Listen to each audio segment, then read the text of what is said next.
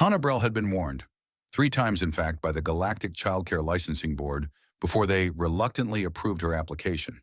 Humans, they said, lacked the natural armor plating necessary for supervising Cathara cubs.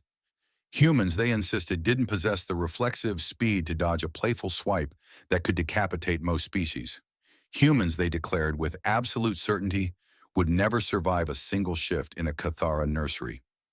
Hannah had smiled, signed the liability waiver in triplicate, and shown up on her first day with a lunchbox full of peanut butter sandwiches and an alarming amount of duct tape. The Cathara were apex predators from a death world that made Earth look like a retirement community, 8 feet tall when fully grown, covered in obsidian scales, with claws that could shred starship hull plating and jaws that could crush titanium like aluminum foil.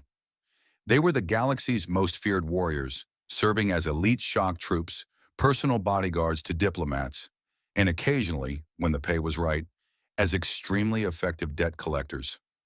Their cubs, however, were a different problem entirely. Tamek Chompclaw was the ringleader.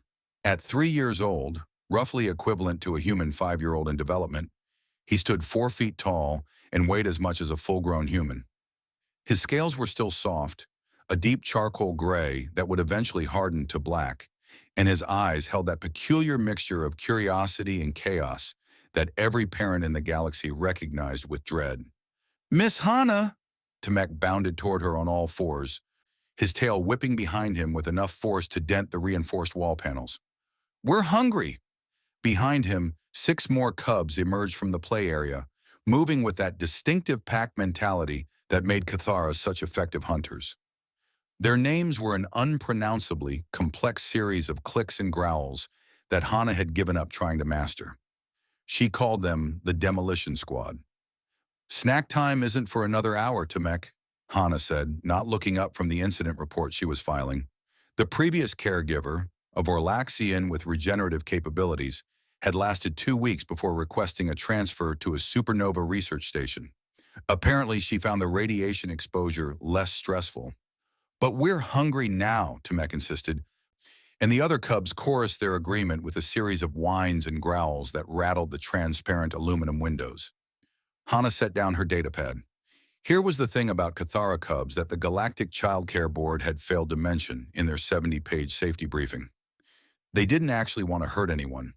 They were just spectacularly bad at understanding their own strength, combined with the attention span of a caffeinated squirrel and the survival instincts of a lemming. "All right," Hannah said, "but we're trying something new today." She reached into her supply closet and pulled out 7 bowls. They weren't the standard-issue titanium feeding bowls that the nursery usually used. These were made of a compressed cellulose fiber, essentially edible bowls made from processed plant matter. She'd spent 3 weeks getting them approved by the station's health inspector. The cubs watched with fascination as she filled each bowl with their nutritional supplement, a gray, porridge-like substance that smelled like motor oil and apparently tasted like heaven to a Cathara palate. She set the bowls on the reinforced feeding table, a slab of industrial composite designed to withstand plasma torch cutting. "Eat up," Hannah said. Tamek dove in first, face first into his bowl with the enthusiasm of someone who had never heard of table manners, because table manners hadn't been invented yet on his planet. The other cubs followed suit. There was slurping, crunching, and several concerning growling sounds that suggested someone was considering whether their neighbor's portion looked tastier than their own. 3 minutes later, Tamek looked up, his snout covered in gray goop. "Miss Hannah, the food is gone." "I can see that. But the bowl smells good," Hannah smiled. "Then eat the bowl." The cubs froze. 7 pairs of predatory eyes turned to stare at her with identical expressions of surprise. In the Cathara culture, such wastefulness, eating a perfectly good feeding vessel, was unthinkable. "It's food," Hannah explained. "The bowl is made of compressed vegetables. It's completely edible." Tamek sniffed his bowl suspiciously. Then, with the caution of a demolitions expert approaching an unfamiliar device, he bit off a small piece. His eyes widened. His tail began to wag, a behavior that adult Cathara would have found mortifying, but was perfectly normal for cubs. "It's crunchy," he announced, and then he devoured the entire bowl in 4 massive bites. The other cubs needed no further encouragement. Within seconds, the feeding table was surrounded by the sound of enthusiastic crunching. Then Namek, having finished his bowl, looked at the table itself. "Miss Hana," he said, his voice filled with wonder, "what is the table made of?" Hana glanced at the composite surface. Synthetic polymers reinforced with Tamek? No. But Tamek had already taken an experimental bite. His sharp cub teeth, designed to crack the bones of prey animals, sank into the edge of the table. There was a horrible crunching sound. Tamek's face went through several expressions: surprise, confusion, contemplation, and then pure determination. "It's chewy," he announced. "Tamek, that table cost 4,000 credits." Too late. The other cubs had joined in. 7 sets of jaws attacked the feeding table like a school of piranha that had been crossed with industrial wood chippers. Chunks of composite material flew through the air. Warning klaxons began to sound as the station's structural integrity sensors detected what they interpreted as a hull breach. Hana stood there, watching her feeding table get consumed by a pack of enthusiastic predator cubs, and began to laugh. She couldn't help it. This was exactly the kind of chaos that had made every other species in the galaxy give up on Cathara childcare. But humans? Humans had raised wolves into dogs. Humans had looked at deadly nightshade and thought, but what if we bred the poison out? Humans had a long, proud tradition of taking something dangerous and making it family. By the time the cubs' parents arrived for pickup, Tamek had consumed approximately 1/3 of the table's mass and looked extremely pleased with himself.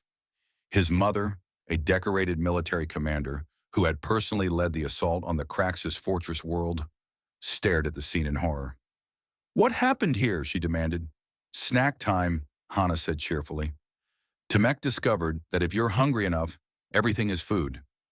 The commander looked at her son, covered in gray goop and composite material dust, his belly distended like he'd swallowed a basketball. Then she looked at Hana, this tiny human who barely reached her chest plates, standing calmly amid the wreckage. "You're coming back tomorrow, yes?" the commander asked, and there was something almost like hope in her voice.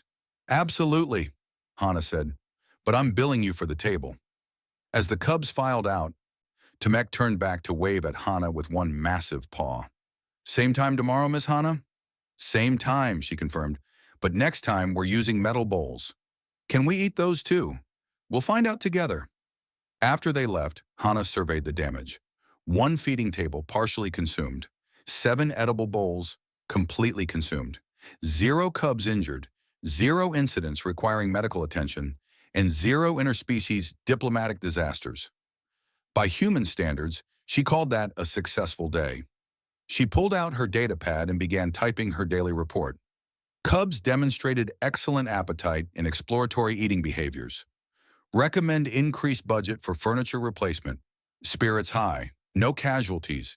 Humanity persists.